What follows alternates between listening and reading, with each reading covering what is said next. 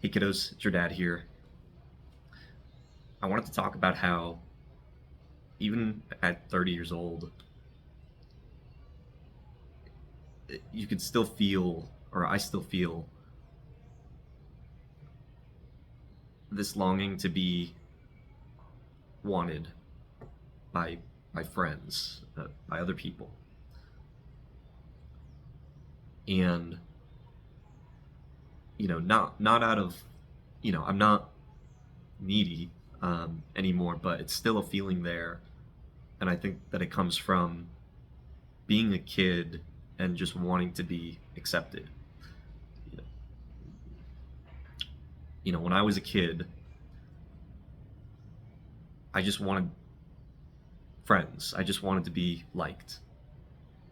And so when I was, you know, 5, 6, 7, 8, around that age, I, um, you know, or yeah, around that like 7, 8, 9, 10 age, I would try to be liked by other people, by my neighborhood friends or school friends, and I always felt different. I never really connected deeply with them, because we were kids. Um, but growing up around my mom, she would always pour into me, um, like deep connection. We'd have deep conversations for hour-long conversations about all things of life. So I was fed into me a lot of, um, more genuine relationship. And when I was a kid, you just don't really you don't have genuine relationships when you're a kid because it's all superficial. It's about, um, things that you're interested in. So I always felt a little bit weird, and I always noticed when they would do things and they wouldn't care about me. They would just be very selfish, and I always felt weird because it was like, why are they being this way? Like, I care about them. Um, I care about them as a person, but it doesn't seem like they care about me because they're just being selfish. Um, so I felt lonely as a kid because I I never felt like the people around me really cared about me.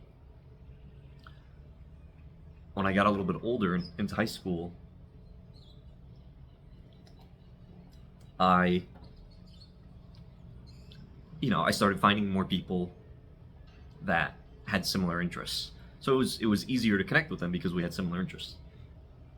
But there was also a need to be wanted and to be cool.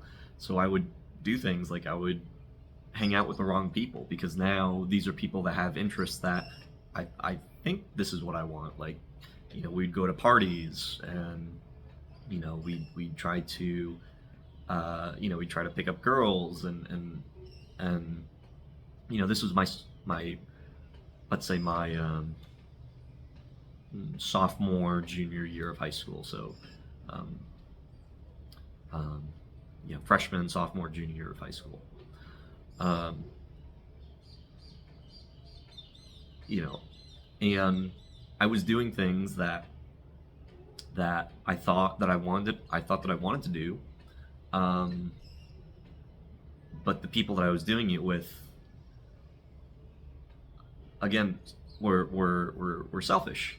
Um, they just weren't really good people, and I remember there was this guy. He was, you know, really cool. Always had the girls. Uh, just he was just he was an attractive, fit, good, cool guy, and I spent a lot of time with him. Um, but again, he was like when I was a kid, and it was just a person that was selfish. um, and it wasn't until I finally accepted, like, I don't want to be around selfish people. It doesn't feel good when somebody doesn't care about anybody other than themselves. And it was around my senior year of high school that I met some really good people, um, that we had, again, similar interests. We uh, and again, they were superficial, but we liked we you know we they weren't selfish though, but we had similar interests. We liked Drake. We liked going to the hookah lounge. We liked, um, we were kind of like a group of misfits. And I stopped trying to be the cool party guy, and being around there, because I also had some situations where I was like, man, like these are just genuinely bad people. Like I remember hanging out and picking up some kids. Um, we're going out to this party, and I brought them back to my place, and I felt really uncomfortable. And I go into my bedroom, and I noticed one of the guys. He was snooping around my drawers, and looked like he was like trying to steal something. And I got very uncomfortable, but I still hung out with them. It's like, why would I do that? And it was because, like, that was probably like, the pinnacle of, like, oh, I'm hanging out with the wrong people, doing the wrong things, going to places that aren't really good. And it was like a series of these little things. Like, there was the kid that like stole some of my that stole some of my stuff. There was, I had another friend, that one that I was telling you about, the good-looking guy. Um, we went to a party, and I had my car window punched out, and he didn't want to pay for it, even though he caused, this fight to ensue, which caused my window to get broken. Um, and that was like, okay, I'm hanging out with the wrong people. I'm doing these wrong things. I need to stop with that. Um, but I feel like it was that neediness of just wanting to be liked and accepted by people. Um, so as after high school, when I decided to pursue becoming a rescue swimmer, joining the military, and then I got into entrepreneurship, and for the past 10 years I've just been building things, and um, getting into different communities like real estate, entrepreneurship, online business. Now it's trading. I find myself, um, still, like, even within these communities, um, it feels like you can have lots of friends, and it's easy to want to be liked by those people. And like, I think of like the military, or the real estate community in particular. Military felt more like high school, where it's just like very superficial. Um, even within like these more niche communities like real estate, it can still be superficial. But the problem is I can find myself wanting to fit into these communities, and but we have different values. We have different things. Like, some people are just like super. All they care about is making money, and trying to grow their business, and they spend very little time with their family, and they have different values. And I think that's, as an adult, as you start to grow and it becomes less about the superficial, you start to recognize that you're just different people that have different values in life. Like, I have this group of friends,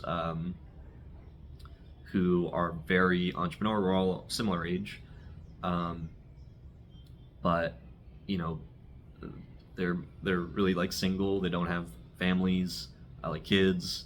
They're just like work all the time nonstop, and I was like that a few years ago. But then I had you guys, and I always felt, again, a little bit different. Like, I never felt like I was fully there. Um, I always felt a little bit different, but we connected, and we had similar interests, and we were talking about these things. But now, you know, as I've grown, um, now it's like, hey, like I don't want to spend all my time working. I want to be able to spend time with family. I want to stop at a certain time, do these things. It's now I'm looking at that and it's like we're friends, but there's still a part of me that wants to be liked and wants to be accepted because it's harder to connect with them. But again, it's on that superficial level, and sure, we can have deep conversations. Like we can talk about, like, I've shared plenty of how I feel and my mindset of business and where I'm at in my life, and we could share these things. But there's also a problem of thinking that being vulnerable builds long lasting relationships. Um, I'm a very open, like I don't like keeping things on the surface. I always like going deep. It doesn't really matter who I talk to. I could talk to everybody deep. Um, but just because you can do that, and just because somebody shares that with you, doesn't mean that that's a lifelong or a really deep relationship that will go on for the rest, of your life. And that's the thing that I'm starting to now um, understand is you go from these different levels of no, just wanting to be accepted, as a kid, to uh, having similar interests but still just wanting to be accepted, to having similar interests and just accepting each other as is, to you have similar interests, don't really need to feel accepted, to you have similar interests, don't really feel the need to be accepted, and you're being open and vulnerable and sharing your genuine, authentic self. And now I feel like it's like I'm I'm not even trying, I'm not even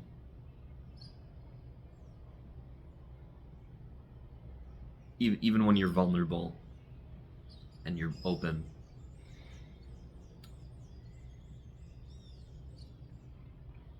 you could still fall into the trap of, well, why don't they like me, or why aren't they reaching out to me? Why, like, I've shared everything. I've shared who I am. I'm an open book.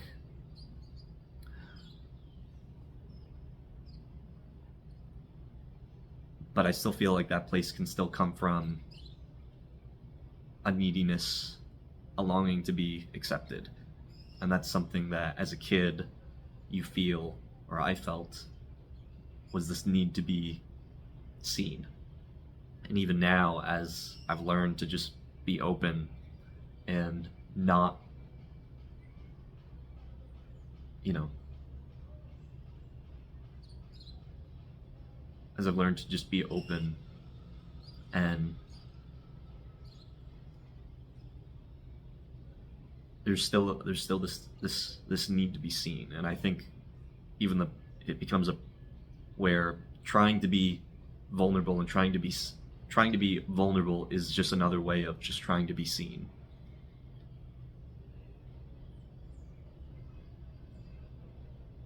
And that can hurt even more because now you're sharing your just vulnerable, authentic self. And if they don't accept that, that can hurt also. So then what's next? So then what's next? That's what I'm trying to work out now. My mom always said, growing up, she would always make me call people, like, call my grandpa, uh, call my, call an aunt on their birthday, call my grandpa on his birthday, call people during the holidays, and always just kind of show up. And one of the lessons that I've learned is that because I have other family, and they they they they didn't really do that. It was just really my mom that made this like, hey, call. Um, put in just a little bit of effort into being there for people and showing up. Because when you put in just a little bit of effort and be there and show up to people, people really appreciate that because they go throughout their whole lives and nobody really cares, and nobody really shows up. So then when somebody does, it makes a really big difference. And now even as an adult, like I'll call a friend, a high school friend or um, somebody, and I'll just or even just send them a message and just be like, hey man, I miss you. Um, I hope you're doing okay. Um, and being okay with being vulnerable with them, but also I feel like now if I share and I just reach out and I just try to be there, they can accept it or they don't. Um,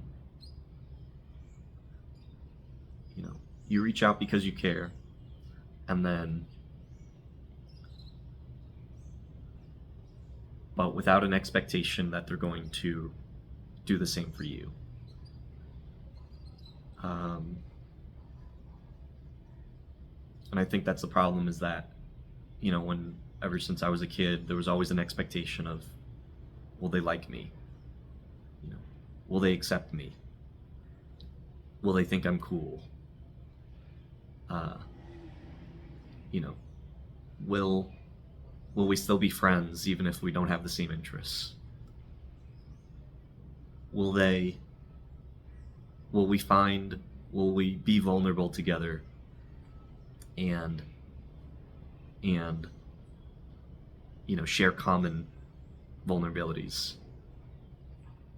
You know, will we? You know, will we still be friends? And will they still care, even if we don't talk as much?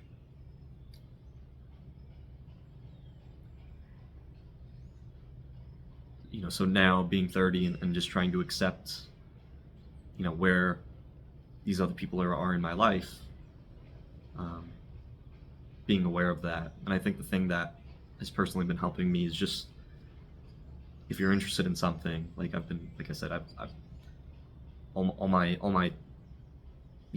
working time is on trading, and I'm part of a community with other people, and and um, there's some vulnerability with some of those people there. There's a lot of superficial interests, um, and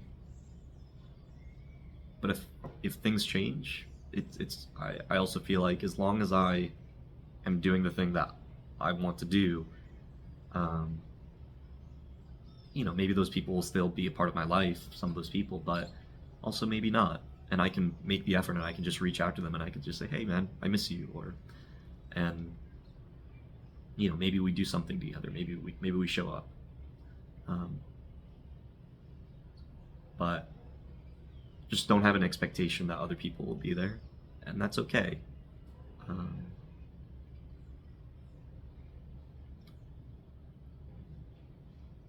I'm curious, even as having kids, you know, even having you guys, uh, do I carry that into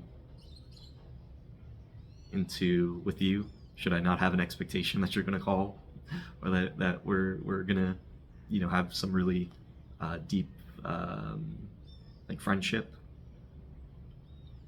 Maybe the life lesson in the end is just you just keep doing your thing, and you show up, you reach out, you care, um, you're vulnerable, and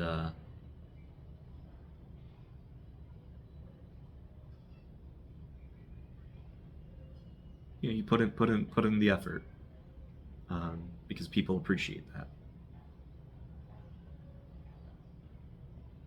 So yeah, that's about it.